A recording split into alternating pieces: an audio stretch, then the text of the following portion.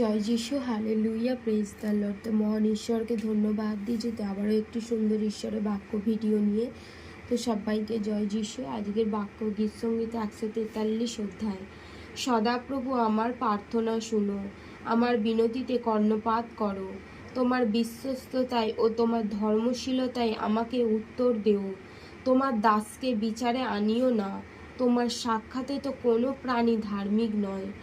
শত্রু আমার প্রাণকে তাড়না করিয়াছে, সে আমার জীবন ভূমিতে চূর্ণ করিয়াছে, সে আমাকে অন্ধকারে বাস করাইয়াছে, চিরকালের মৃতগণের সদৃশ করিয়াছে।